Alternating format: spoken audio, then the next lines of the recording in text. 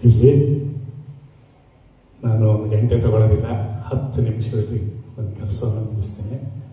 ಯಾಕೆಂದರೆ ಈಗಾಗಲೇ ಬಹಳ ಪರಿಚಯವಾಗಿರ್ತಕ್ಕಂಥ ಕಾವ್ಯಶ್ರೀ ಅವರನ್ನು ಸಂಕ್ಷಿಪ್ತವಾಗಿ ಪರಿಚಯಿಸ್ತೇನೆ. ಕಾವ್ಯಶ್ರೀ ಅವರ ತಾಯಿ ಗೌರಮ್ಮ, ತಂದೆ ವೆಂಕಟರಾಮಯ್ಯ.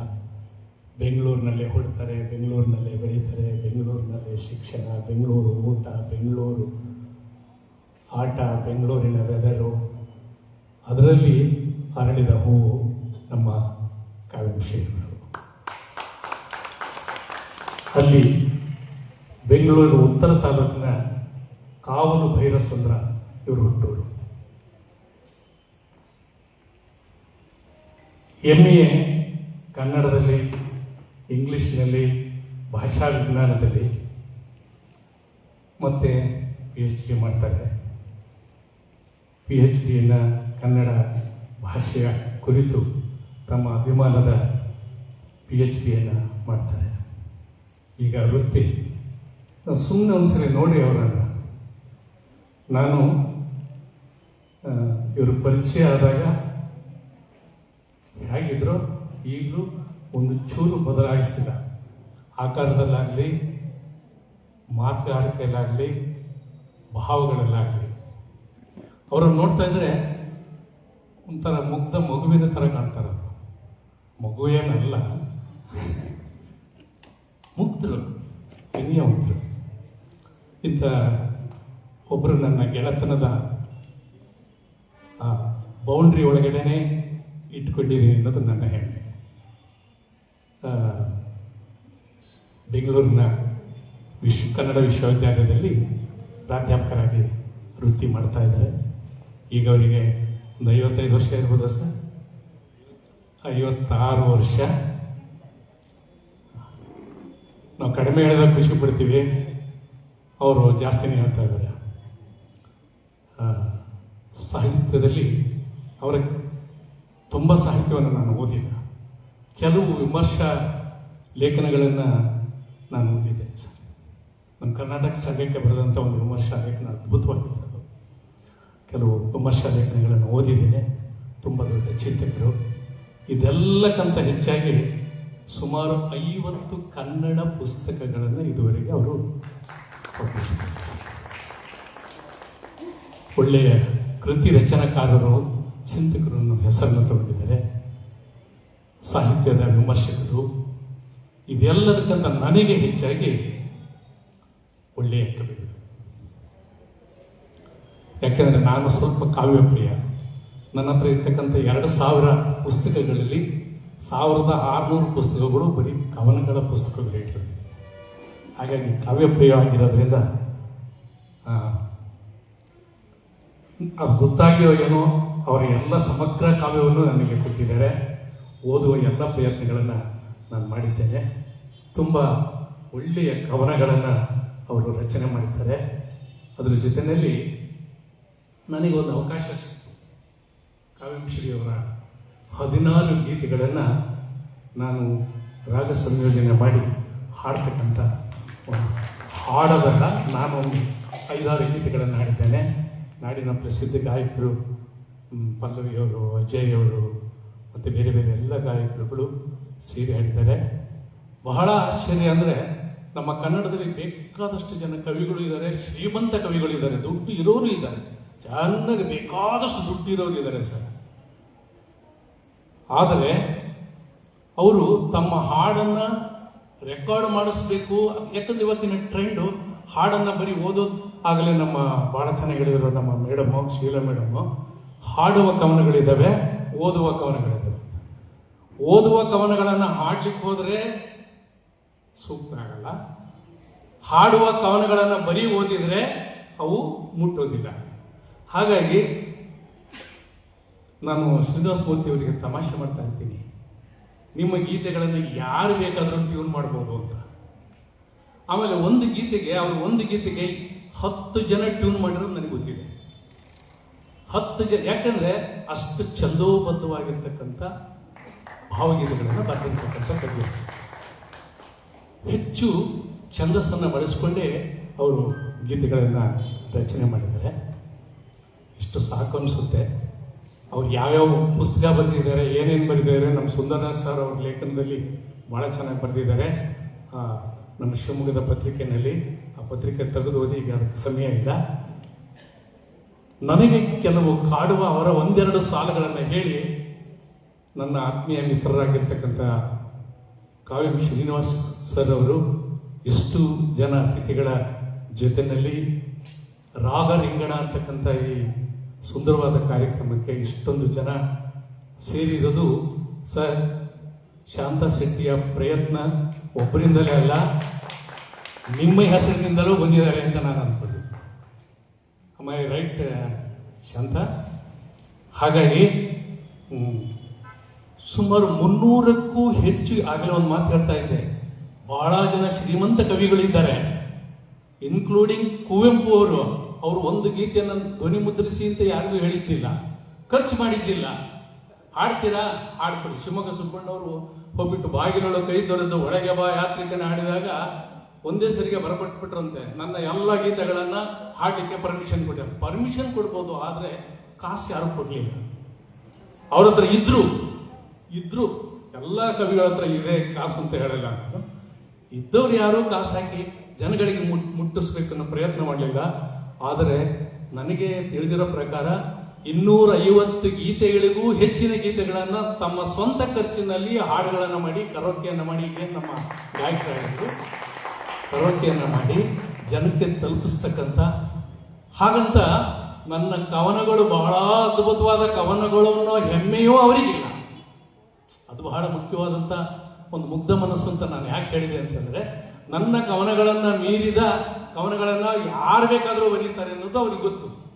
ಆದರೆ ನಾನು ಬರೆದಿದ್ದು ಜನಕ್ಕೆ ತಲುಪಿಸ್ಬೇಕು ಅನ್ನೋ ಒಂದು ಸದುದ್ದೇಶವನ್ನು ಇಟ್ಟುಕೊಂಡಿರ್ತಕ್ಕಂಥ ಮುಗ್ಧ ಮನಸ್ಸಿನ ವಿನಯವಂತ ಕವಿ ಅಂತ ನಾನು ಅಂದುಕೊಂಡಿದ್ದೇನೆ. ರಾಗರಿಂಗಣದಲ್ಲಿ ಇಂಥ ವಿನಯವಂತ ಕವಿಯನ್ನು, ಸ್ನೇಹಜೀವಿ ಕವಿಯನ್ನು ನನಗೆ ಮೊನ್ನೆಯಿಂದ ನಾವು ಶಿವಮೊಗ್ಗಕ್ಕೆ ಬರ್ತಾರೆ ಅಂದರೆ ನಾವು ಬರ್ತಿದ್ದೀರಾ ಸರ್, ಬರ್ರಿ ಸರ್ ಅನ್ನಬೇಕು.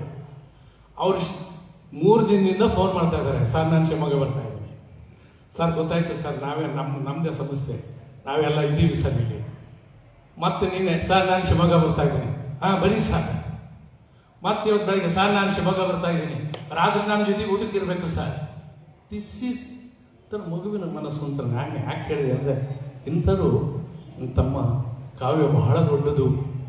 ತನ್ನ ಕಾವ್ಯ ಏನೋ ಬೇರೆಯವರನ್ನು ಮೀರಿಸ್ತಕ್ಕಂಥ ಕಾವ್ಯ ಅಂತಕ್ಕಂಥ ಎಲ್ಲ, ಅಥವಾ ಎಲ್ಲೋ ಒಂದೇ ಒಂದು ಕವನದ ಬಗ್ಗೆನೂ. ಆದರೆ ಕಾವ್ಯಾಂಶ ಬಹಳಷ್ಟು ಕಾಡ್ತಕ್ಕಂಥ ಸಾಲುಗಳು ನಿಮ್ಮ ಕವನಗಳಲ್ಲಿ. ಒಬ್ಬೊಬ್ಬ ಓದುಗರಿಗೆ ಕೆಲವು ಸಾಲುಗಳು.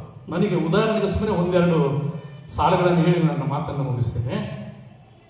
ಉದಾಹರಣೆಗೆ, ಒಂದು ಹುಡುಗಿ ಎದುರುಗಡೆ ಕೂತಿದ್ದಾನೆ, ಒಬ್ಬ ಹೆಣ್ಣು ಮಗಳು ಮಾತಾಡ್ತಿಲ್ಲ, ಅವಳು ಮಾತೇ ಇಲ್ಲ ಅವಳದು.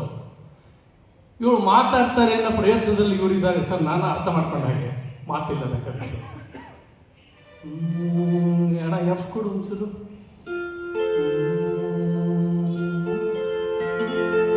ಕರೆಕ್ಟಾ? ಅಂದ್ರೆ ಸರ್ ಕರೆಕ್ಟ್ ಎಫ್ ಬಂತಾ?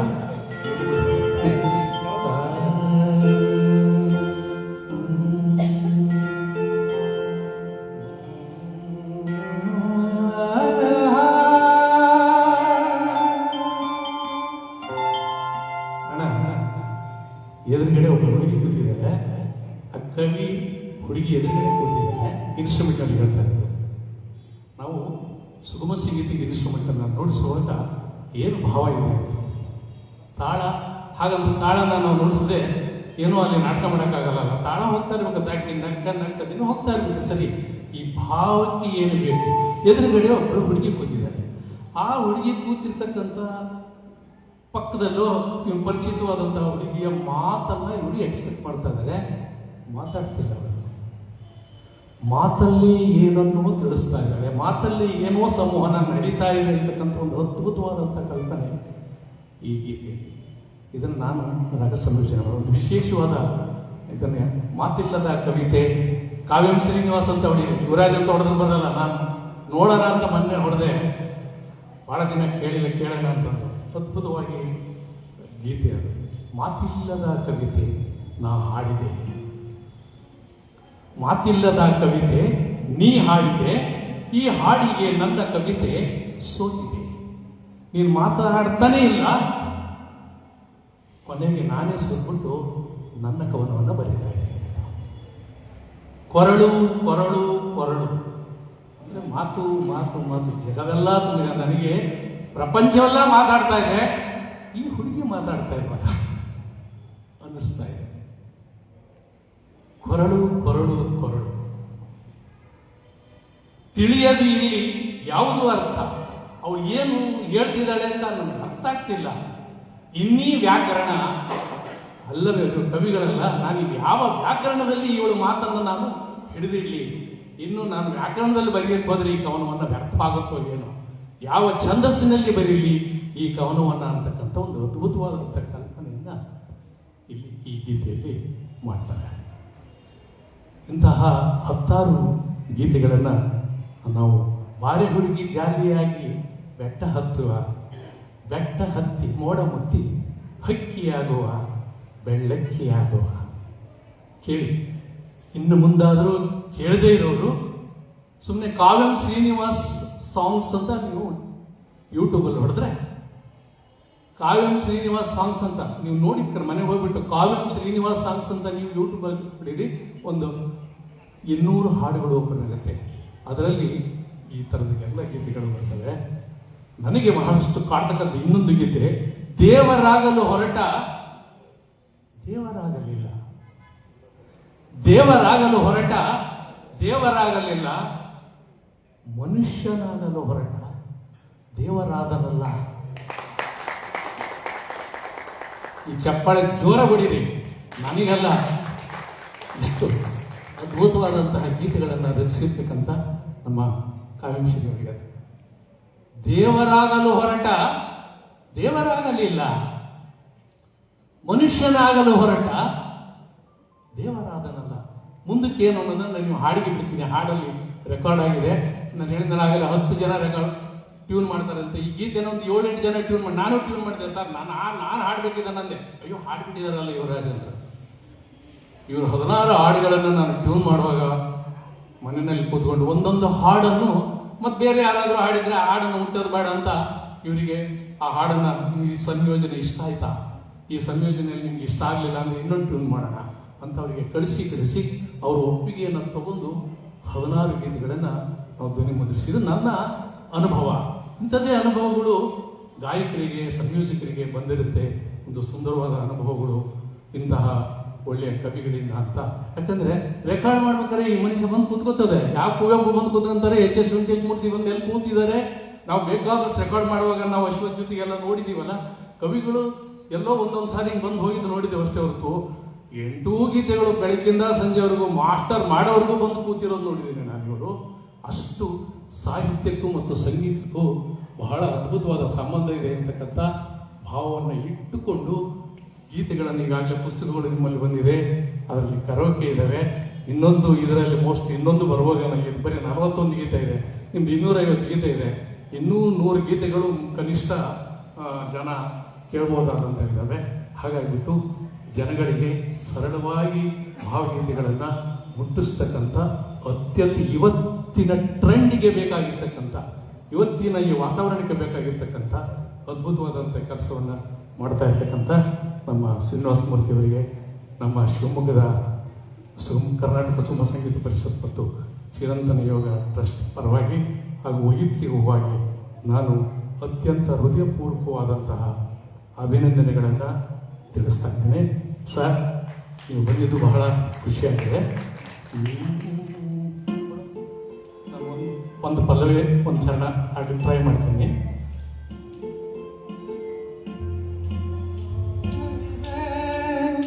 ಮೊದಲದ ಕವಿತೆ ನೀ ಹಾಡಿದೆ, ಈ ಹಾಡಿಗೆ ನನ್ನ ಕವಿತೆ ಸೋತಿದೆ. ಮಾತಿಲ್ಲದ ಕವಿತೆ ನೀ ಹಾಡಿದೆ, ಈ ಹಾಡಿಗೆ ನನ್ನ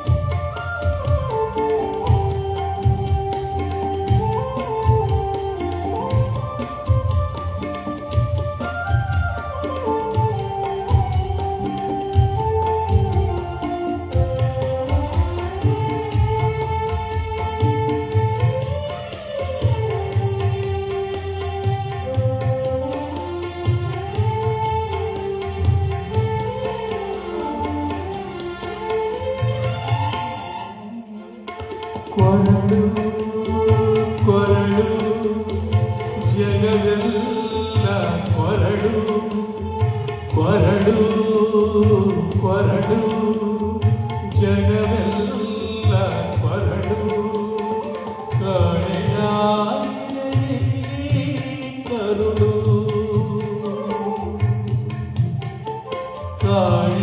ಕಾಣೆಯಾಗಿದೆ ಕರುಳು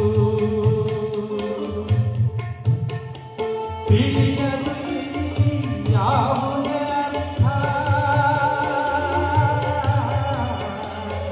ತಿಳಿಯಲು ಯಾವುದೇ ಅರ್ಥ ಈ ವ್ಯಾಕರಣ ಬರಿ ವ್ಯರ್ಥ